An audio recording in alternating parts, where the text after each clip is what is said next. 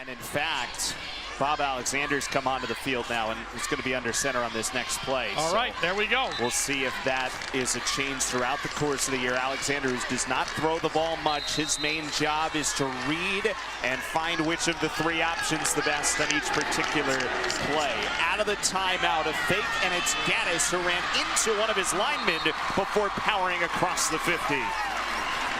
When you look at this offensive line, they are toe-to-toe. They're right foot to foot. There's no split, and really kind of makes the defense good. Look at that. You can see the splits right there. Now they pull the guard, they pull the tackle, and then they block that out, opens up that inside lane. Something he didn't get much of the last time, but the outside is where they'd like to get Gaddis, but he looks good so far on the inside. Indian River needs to get to the 45-yard line to pick up a first down. Gaddis trying to come around, and it's stuffed out. Boy, what an early good play. That's Nate DePerno who busted it up for Whitesboro. Well, you saw what they wanted to do. Get them thinking inside. We'll run the fullback. We'll run Gaddis inside. Maybe they're going to be concentrating on the inside, and they bang, try to get to the outside. Watch Perno, just a great key. He's watching number 4. He went with him and made a great shoelace tackle. 4th down. William Jones is the punter, and a low snap could only manage to get rid of it and out to the sideline. And good field position coming up for the Whitesboro Warriors at the 30, continuing to walk to the 37. And it's David Camerata who rushed for 5 touchdowns last time against Indian River 2 weeks ago. Not much of a kick, special teams error. Indian River looked a little out of sorts on that. They had one quarterback in, changed the quarterback, and then tried to get outside with Gaddis. It was stopped, and now they've turned the ball over. Camerata leads the way. The offense for Whitesboro. A victory 20-19 last week against DSM in the semifinal game at FM, and Camerata is taken down by Zachary Snyder, the second leading tackler for Indian River this season. Camerata has rushed for 731 yards on the ground this year, running behind this offensive line for Whitesboro. The starting lineups, Brindisi, Weiler, and Pulowski have all missed time this year due to injury. Rashad Al-Fahad, if he can get involved in the passing game, he's a mismatch at 6'5". Gilberti and Zach Hogue each missed time as well. Hogue with a rib injury came back in the game against Indian River 2 weeks ago. Second down for Whitesboro after no gain on the play. First chance for Gilberti around the outside and just short of the 43. Curry, number 1, turned that play, made him run side to side, didn't let him turn upfield, brings up 3rd down. Nice play by Joshua Curry. Take a look at the defense for Indian River. 5 up front, led by Guidison, who's listed at 415 pounds. Bryant and Snyder, the 2 leading tacklers in the middle. Ethan Gentry and Eric Burns, who had an interception last time out against Whitesboro. 3rd down for Camerata, gonna keep it himself, running behind Jake Small. Short. Gonna be close, but I think, yeah, as you said, a yard short.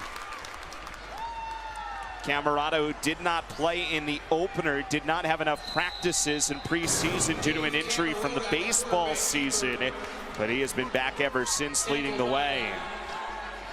You look at Guidison, 78, the 400-pounder. He just takes away 2 running lanes, the 8 gap inside, and he forces you to go around him.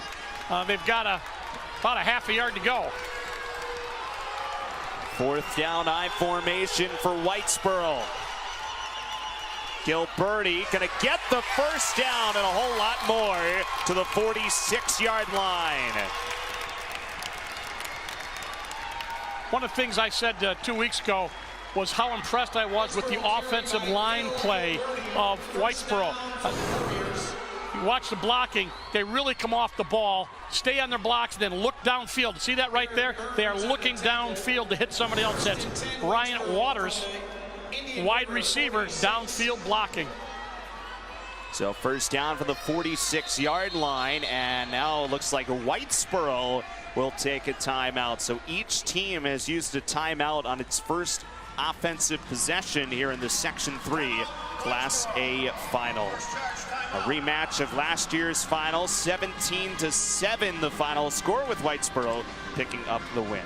7:11 to go, first quarter. Let's check in with the third member of our team, Brad Vivacqua, downstairs. Hey guys, that's right. We're here with Jay Brown, the athletic director of Indian River. And Jay, I know Indian River has been here to the Carrier Dome before, but every year is a different year. How exciting is it for the program to be back here and play for this championship? It's a great opportunity. Our kids work so hard all year long, and to be able to get here in a place like this is just fantastic. And just want to thank everybody who makes this happen, Section 3, the Dome, and everybody else. What a great opportunity for our kids. You know, a lot of the fans that made their way here and watching TV, they see the cheerleaders, they see the team, but what does it take to make a successful season, and what does it take to get the field on the team on the field and have success?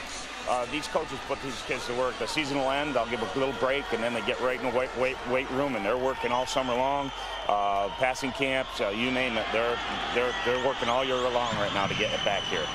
We'll see what happens on the field. Jay Brown, Indian River Athletic Director. Jay, thank you very much.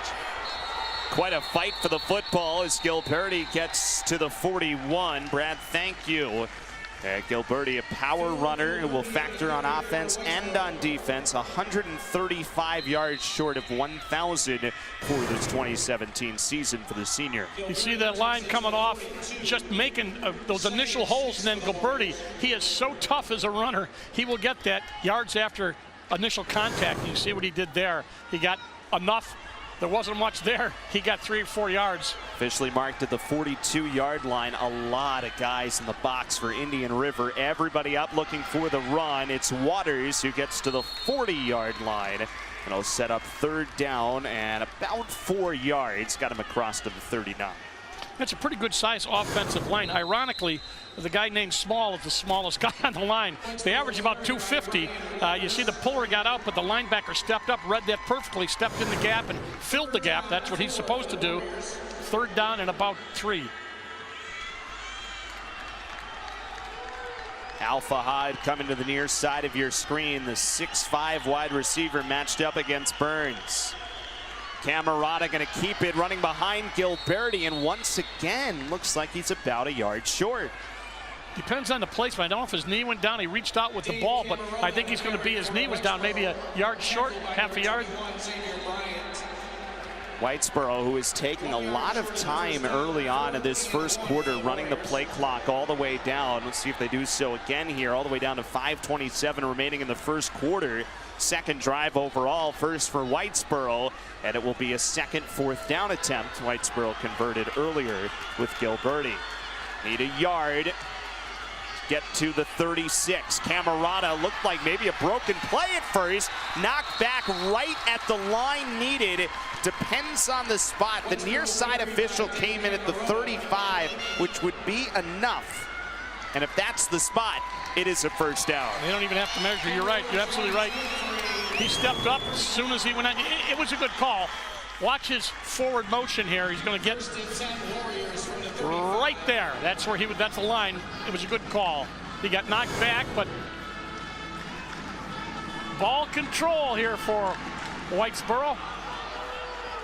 Romello Rios was also there leading the way as a fullback. He moves across the screen for Whitesboro, who's gotten 2 fourth downs. Taking a shot for the first time to the air for Al-Fahad, and a Whitesboro touchdown. 35 yards, and Whitesboro on the board first. Well, one of the things we talked about was whether they got a little more diversity in terms of their offense. And Al-Fahad at 6'5", 190, he was open as soon as he took off.